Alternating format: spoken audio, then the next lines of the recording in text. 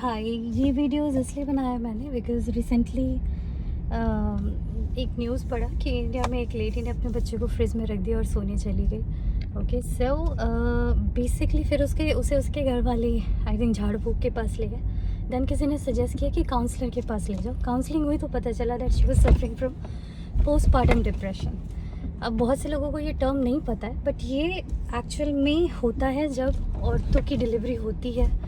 तो चूँकि उनको उतना कोई सपोर्ट नहीं मिलता इमोशनली और मेंटली, तो पोस्टपार्टम डिप्रेशन हर तीसरी लेडी को होता है, which is a very normal.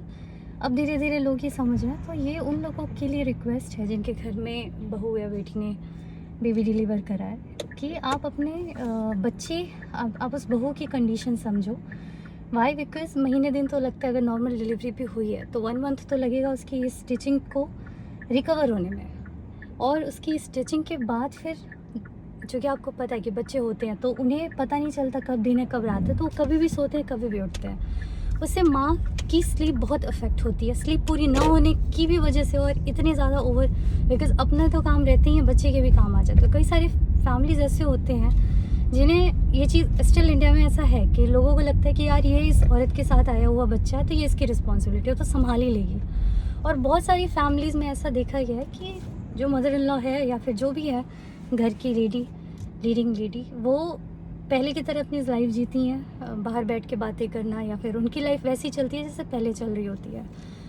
जो बाकी हैं अदर्स लेडीज़, ननद हो गई या जो भी हो गया, वो भी अपनी लाइफ वैसी जीती हैं। बट सबसे ज़्यादा जिस लेडी की लाइफ अफेक्ट होती है वो तो उस माँ की होती है, बिकॉज उसका स्लीपिंग साइकिल पूरा चेंज हो जाता है, उसको खुद को कोई रेस्ट नहीं होता, वो खुद फिज़िकली इतना हील कर रही होती है डिलीवरी के बाद, तो काफ़ी मुश्किल हो जाता है उस लेडी के लिए। और उस लेडी को सबसे ज़्यादा, अगर मैं बोलूँ तो 1 मंथ या 3 मंथ्स बहुत ज़्यादा चाहिए होता है कि वो मोस्टली रेस्ट करे और हैप्पीली रिकवर हो अपनी डिलीवरी से, राइट। और हमारे इंडिया में स्टिल अगर देखो तो लोग कहते हैं अरे हमारे तो यूं ही 4-4 बच्चे हो गए, हमें तो पता भी नहीं चला। बट इतना आप उस टाइम पे नहीं थे, राइट। आपको इनडायरेक्टली बहुत सारे सपोर्ट थे, मे बी उनको उनकी मदर इन लॉ का सपोर्ट था, मे बी और कोई फैमिली मेम्बर होगा, या फिर मे बी इतना बड़ा परिवार होगा कि बच्चे कैसे पल जाते थे पता नहीं चलता था। कई बार बड़े भाई बहन ही छोटे बड़े भाई बहन को देख लेते थे। बट अभी चीज़ें बिल्कुल चेंज हो गई, ना वो टाइम रह गया ना वो सिचुएशन रह गई है।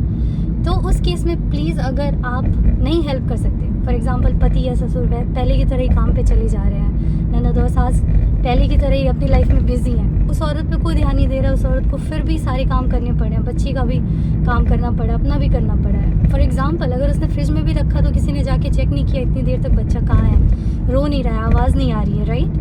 क्योंकि सब अपने अपने में बिजी थे, बच्चा क्या करे क्या नहीं करे किसी को फ़र्क नहीं पड़ता। स्टिल बहुत सारे ऐसे परिवार हैं जहाँ पे अगर न्यू फैमिली मेम्बर्स भी आ जाए तो कोई क्लोज उनके बुआ या क्लोज भी देखने नहीं जाते, पूरे दिन नहीं देखने जाते, उनको इतना कोई मतलब नहीं रहता। प्लीज़ मुझे बोलना है ऐसे परिवारों से कि आप अगर खुद नहीं कुछ कर सकते तो हेल्पर्स आती हैं, एटलीस्ट 3 मंथ्स 6 मंथ्स तक आप एक हेल्पर रख लो। थोड़े बहुत पैसे लेगी, 8,000 10,000 जो भी आपके एरिया में होगा, और वो एटलीस्ट मॉर्निंग 7 से इवनिंग 7 तक उस मदर के काम, उस बच्चे के काम, आपके घर के जो झाड़ू पोछा बर्तन कपड़े ये सब काम है, ये सब करेंगे। बेसिकली ये चीज़ें मिडिल क्लास फैमिली में और लोअर मिडिल क्लास फैमिली में होती हैं, और वहाँ तक ये चीज़ें नहीं समझ में आती कि पोस्टपार्टम डिप्रेशन क्या होता है। तो मैं बता दूँ, इसका यही मतलब है कि डिलीवरी के बाद जो औरतों को स्ट्रेस होता है और जो कि जेन्युइन है, वाई बिकॉज उनके 2 हार्मोन्स उस टाइम क्रैश हो जाते हैं। पहला तो हैप्पीनेस वाला हार्मोन्स, क्योंकि वो बच्चे को फील करती है 9 महीने वो बच्चा सामने है। दूसरा, वो खुद फिजिकली इतने स्टिचेस से, इतने पेन से, लेबर पेन क्या होता है ये औरतों को पता ही होगा, चाहे आपका सी सेक्शन हो या नॉर्मल डिलीवरी हो, दोनों में ये पेन होता है। तो वो इतने पेन से होके गुजरती है कि उन्हें वो कोई एक्साइटमेंट और हैप्पीनेस रहती है नहीं। उस टाइम पे परिवार वालों की जिम्मेदारी है, अगर ससुराल वाले इतने सपोर्टिव नहीं है तो मायके वाले प्लीज़ आप अपनी बेटियों को बुला लो 3 महीने 6 महीने।